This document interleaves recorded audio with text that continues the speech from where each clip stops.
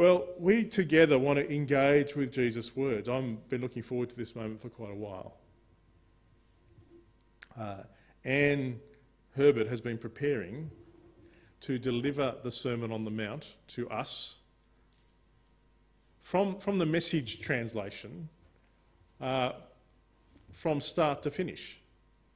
And as Anne comes, I'm going to invite you just to, whether you're watching at home or here at either of our campuses, just to be listening to Jesus at words. Now, these, of course, were not his actual words. He probably spoke in Aramaic.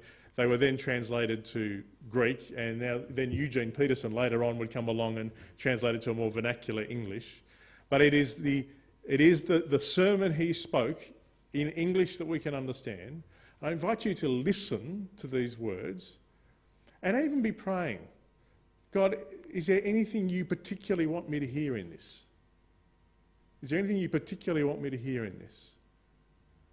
And don't just try and analyse it, but let your heart hear these words and hear the whole sermon in context. And then when we're finished, we're just going to come and close in prayer. I think the most fitting way to finish a sermon series on the Sermon on the Mount is to let the words of the sermon do the speaking. So Anne, can you come?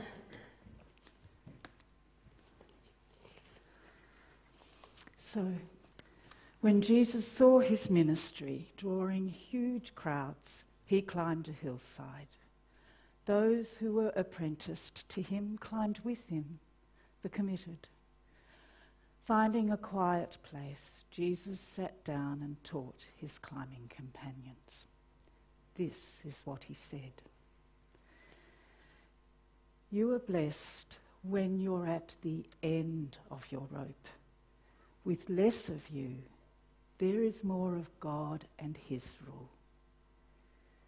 You're blessed when you feel you have lost what is most dear to you. Only then can you be embraced by the one most dear to you. You are blessed when you are content with just who you are, no more, no less. That's when you find yourselves proud owners of everything that can't be bought. You're blessed when you work up a good appetite for God. He is food and drink in the best meal you'll ever eat. You're blessed when you care. At the moment of being careful, you find yourselves being cared for. You're blessed when you get your inside world, your mind and heart put right, for then you can see God in the outside world. You're blessed when you can show others how to cooperate instead of compete and fight. That's when you discover who you really are and your place in God's family. You're blessed when your commitment to God provokes persecution. The persecution drives you even deeper into God's kingdom. Not only that, count yourselves blessed every time people put you down or throw you out or tell lies about you to discredit me. What it means is that the truth is too close for comfort and they are uncomfortable. Be glad when that happens. Give a cheer even, for though they don't like it, I do. And all heaven applauds. And know this, you are in good company. My prophets and witnesses have always gotten into this kind of trouble. Let me tell you why you're here.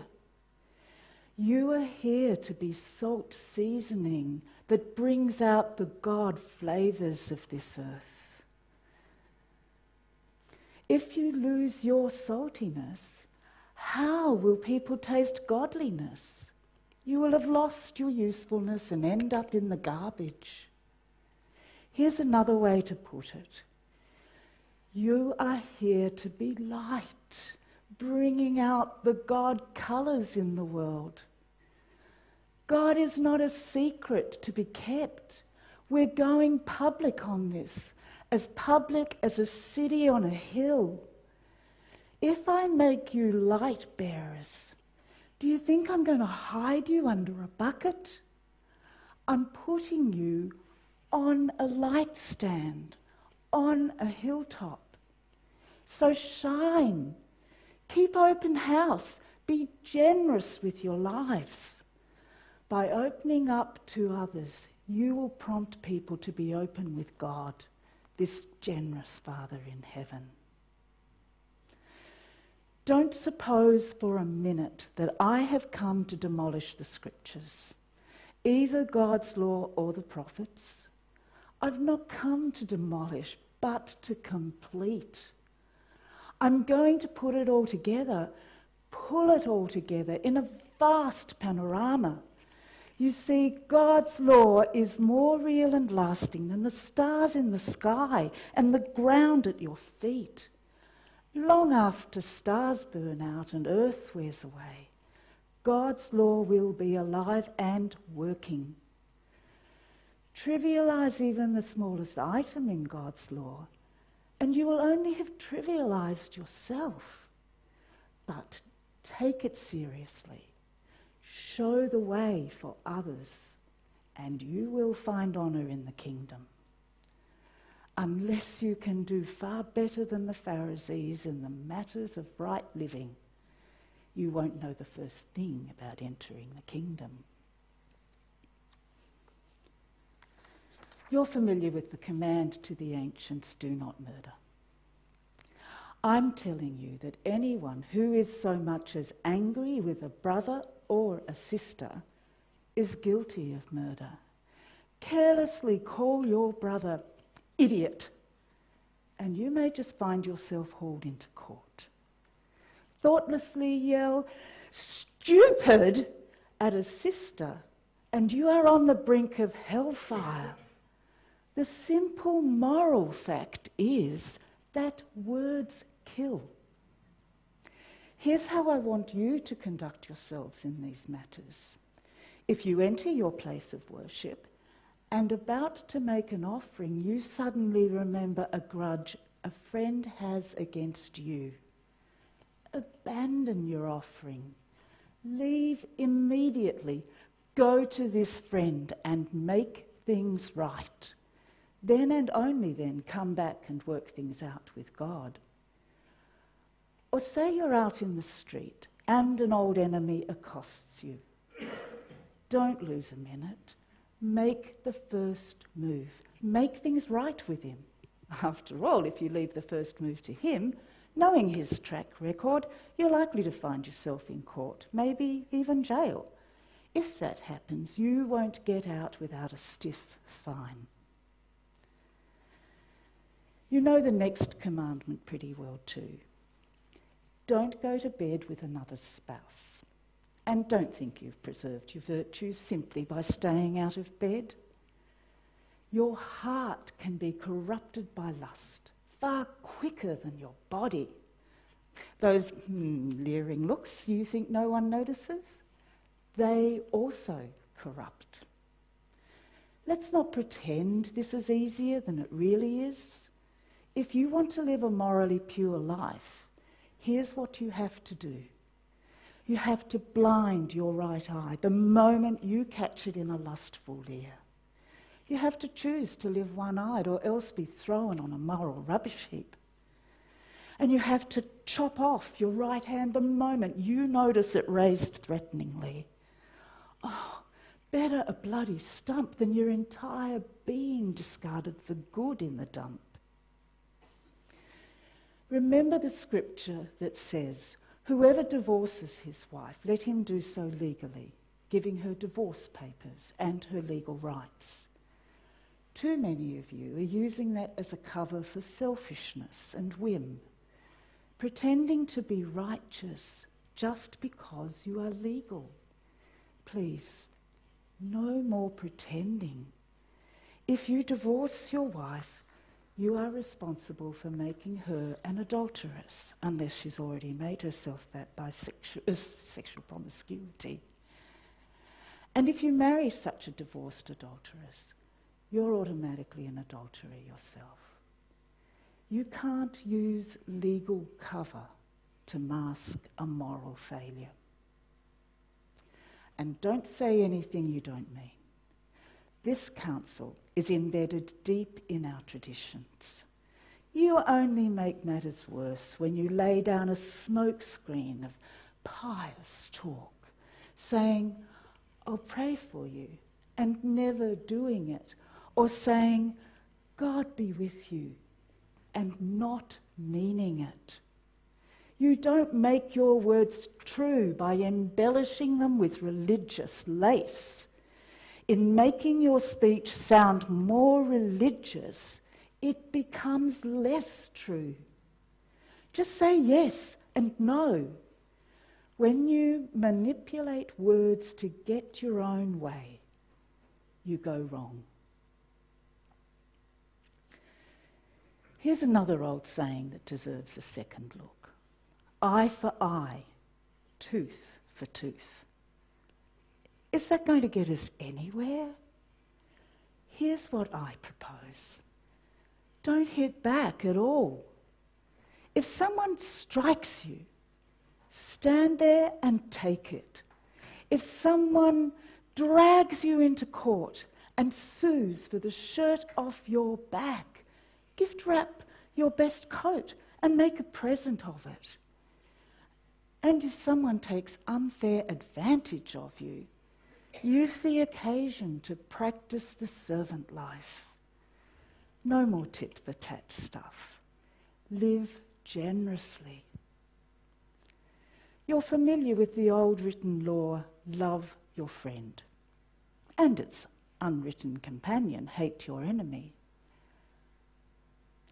I'm challenging that. I'm telling you to love your enemies. Let them bring out the best in you, not the worst. When someone gives you a hard time, respond with the energies of prayer, for then you are acting out of your true selves, your God-created selves. This is what God does. He gives his best, the sun to warm, the rain to nourish, to everyone, regardless, to the good and bad, to the nice and nasty. If all you do is love the lovable, do you expect a bonus?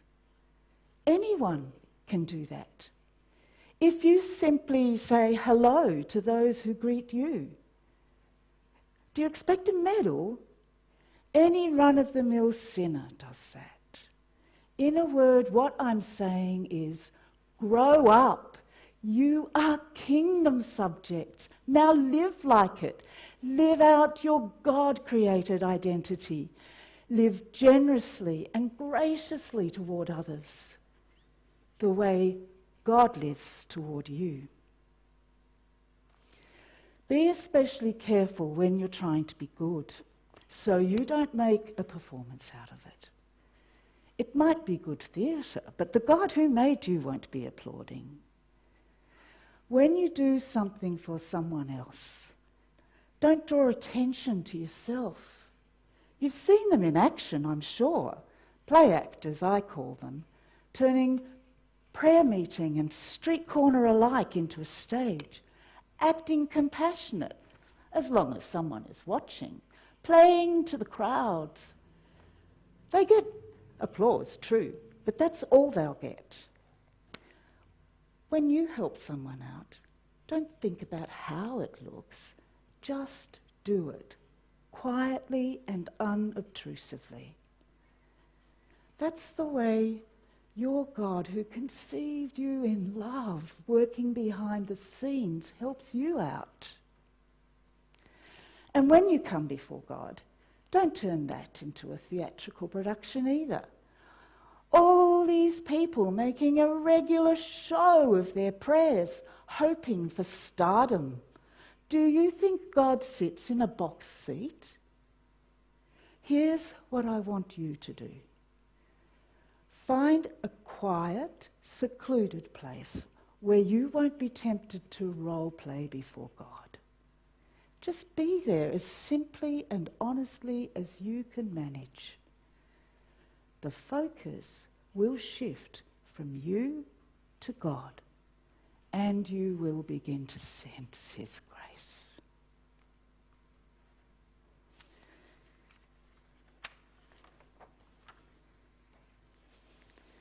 This world is full of so-called prayer warriors who are prayer ignorant. They're full of programs and formulas and advice, peddling techniques for getting what you want from God. Don't fall for that nonsense. This is your Father you're dealing with, and He knows better than you what it is you need. With a God like this loving you, you can pray very simply, like this. Our Father in heaven, reveal who you are.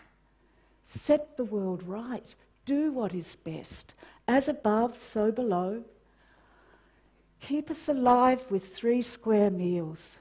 Keep us forgiven and forgiving others. Keep us safe from ourselves and the devil. Oh, you're in charge. You can do anything you want. You're ablaze in beauty. Yes, yes, yes. In prayer, there is a connection between what God does and what you do. You can't get forgiveness from God, for instance, without also forgiving others. If you refuse to do your part, you cut yourself off from God's part. When you practice some appetite-denying discipline to better concentrate on God, don't make a production out of it. It might turn you into a small-time celebrity, but it won't make you a saint. If you go into training inwardly, act normal outwardly. Shampoo and comb your hair, brush your teeth, wash your face. God doesn't require attention-getting devices. He won't overlook what you're doing. He'll reward you well.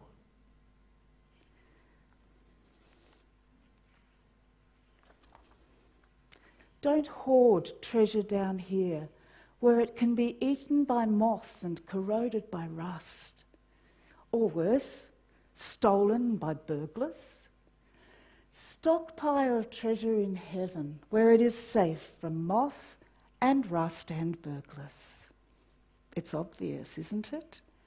The place where your treasure is the place you will most want to be and end up being.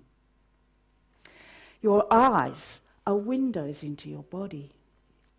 If you open your eyes wide in wonder and belief, your body fills up with light. If you pull the blinds on your if you live squinty-eyed in greed and distrust, your body is a dank cellar. If you pull the blinds on your windows, oh, what a dark life you will have. You can't worship 2 gods at once. Loving one God, you'll end up hating the other. Adoration of one feeds contempt for the other. You can't worship God and money both. If you decide for God, living a life of God worship, then it follows that you don't fuss about what's on the table at mealtimes or whether the clothes in your cupboard are in fashion. There's more to your life than the food you put in your stomach, more to your outer appearance than the clothes you hang on your body. Look at the birds. They're free and unfettered. They're not tied down to a job description. They're careless in the care of God. and you count far more to him than birds. Has anyone, by fussing in front of the mirror, ever gotten taller by so much as an inch? All this time and money wasted on fashion. Does it make that much difference? Instead of looking at the fashions, walk out into the fields and look at the wildflowers. They never primp or shop, but have you ever seen colour and design quite like it? The 10 best dressed men and women in the country look shabby alongside of them. If God gives such attention to the appearance of wildflowers, don't you think he'll attend to you? Take pride in you. Do his best for you. What I'm trying to do here is to get you to relax, to not be so preoccupied with getting, so you can respond to God's giving. People who don't know God and how he works, they fuss about these things, but you know both God and how he works.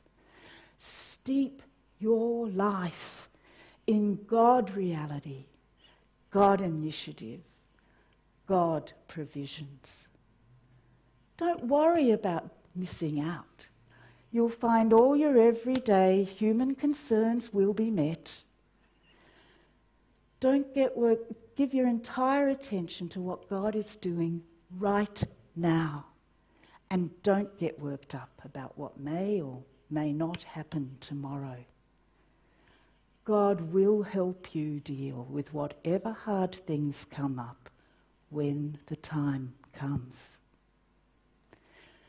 Don't pick on people, jump on their failures, criticise their faults. Unless, of course, you want the same treatment.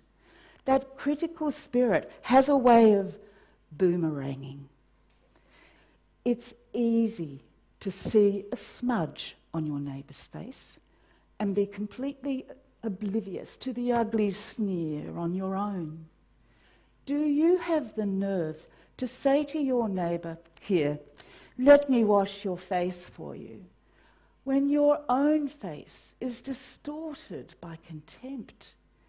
It's this whole travelling roadshow mentality all over again, playing a holier-than-thou part instead of simply living your part.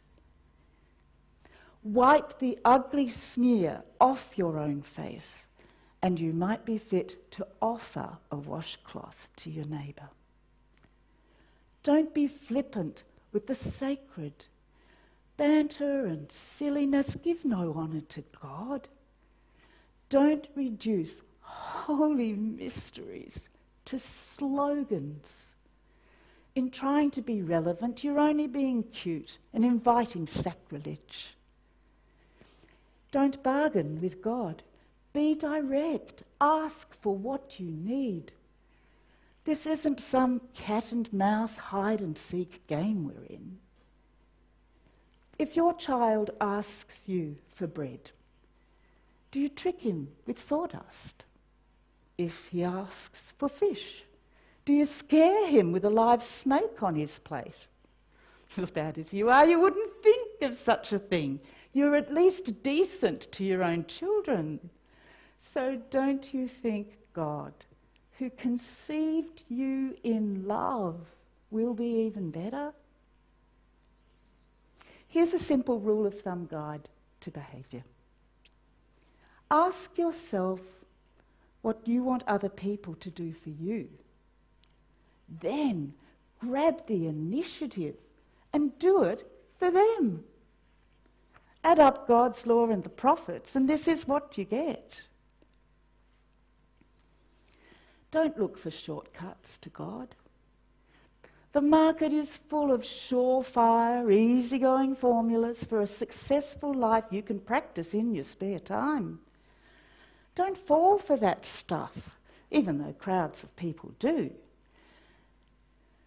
The way to life, to God, is vigorous. It requires total attention.